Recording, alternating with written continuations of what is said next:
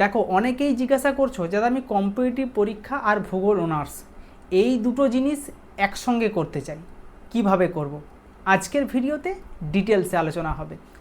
একদিকে geography honours, একদিকে competitive study, কিভাবে ম্যানেজ করবে সুন্দরভাবে গাইড করে দেবো আজকের ভিডিওতে। ভিডিওর কথাগুলো কিন্তু তোমাদেরকে মন দিয়ে শুনতে হবে, কোনো জায়গা স্কিপ করলে তুমি কিন্তু অনেক কিছু মিস করে যাবে। দেখো, প্রথমেই তোমাদের চিন্তার বিষয়, ভূগোল অনার্স কি খুব কঠিন? উত্তর একদমই না। দ্বিতীয় প্রশ্ন থাকে, ভূগোল অনার্সে কি টাইম পাওয়া যায় কম্পিটিটিভ পরীক্ষার জন্য? উত্তর চেষ্টা করলেই পাওয়া যায়।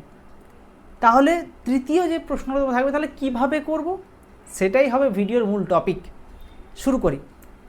দেখো, ভূগোল অনার্সে আমরা যে ভুলগুলো করি, প্রথমত প্রথম থেকে সিরিয়াস না থাকা, পরীক্ষার 2 মাস আগে প্রচণ্ড চাপ নেওয়া, আর প্র্যাকটিক্যাল নিয়ে মাতামাতি করা, দিয়ে থিওরি পরীক্ষাটার জন্য মন খারাপ করে বসে থাকা বা পড়াশোনা না করা। কিন্তু একটা রুটিন করে সুন্দরভাবে যদি প্রথম থেকে সেইভাবে পড়াশোনা করো, আমার মনে হয় না খুব একটা চাপ হবে। কারণ আমি আমার অনলাইন ক্লাসে সেইভাবেই কিন্তু ছাত্রদেরকে গাইড করি, এবং ছাত্র চাইলেই আমি যদি এরকমভাবে পড়াই বা যেরকমভাবে আমাদের ক্লাসগুলো যায়, আমাদের অ্যাপ থেকে খুব তাড়াতাড়ি তুমি কিন্তু সিলেবাস শেষ করতে পারবে, তোমাকে টাইম নিয়ে যদি একটু বসো। কিন্তু অফলাইন ক্লাসগুলোতে কী করে, শুধুমাত্র প্র্যাকটিক্যাল করানো হয়, প্র্যাকটিক্যাল নিয়ে মাতামাতি হয়, থিওরি পড়ানোই হয় না, শুধু জেরক্স দিয়ে দেওয়া হচ্ছে।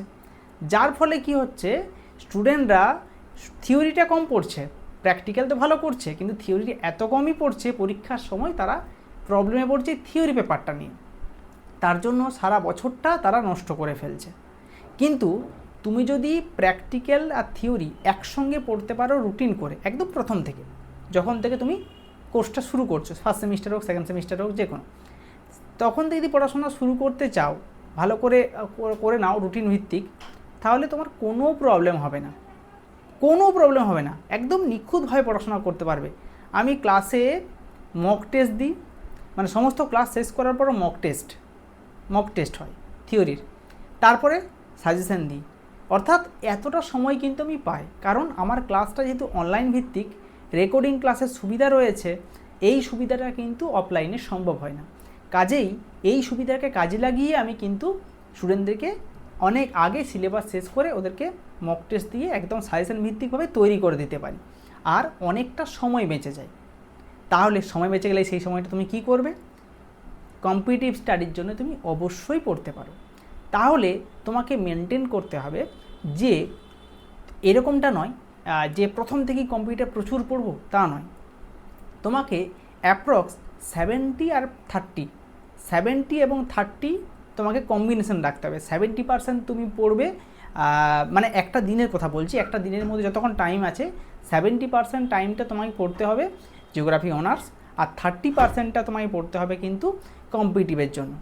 ঠিক আছে? তাহলে 70-30 কম্বিনেশন তুমি করে নাও। সারাদিনে তুমি 1 ঘন্টা, তুমি সারাদিনে মনে করো তুমি 6 ঘন্টা 5 ঘন্টা পড়ছো, 5 ঘন্টার মধ্যে তুমি যদি 1 ঘন্টা কম্পিটিটিভের জন্য দাও, বাকিটা তোমাকে দিতে হবে জিওগ্রাফি অনার্স। তাহলে দুটোই একসঙ্গে পড়তে পারবে, খুব সুন্দরভাবে পড়তে পারবে। কিন্তু তুমি যদি এরকম করে রুটিন ভিত্তিক না পড়ো, যেটা হোক পড়ে নিলে, কোনো রুটিন মেনটেন নেই, কিছু নেই, তাহলে হবে না।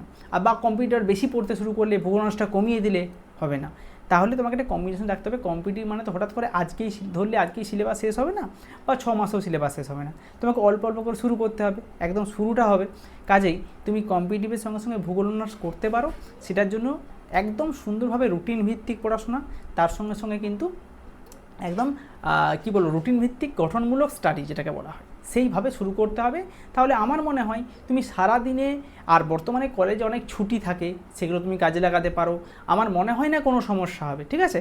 কিন্তু অনেকে বলবে, যা অনেকের পাণ্ডিত্য ফোলাতে আসবে এখানে, কমেন্টে বলবে, না আমি তো ভূগোল অনার্স করেছি, প্রচুর চাপ হয়েছে তাদেরই, যারা প্রথম থেকে সিরিয়াস নয়, তাদেরই চাপ হয়েছে।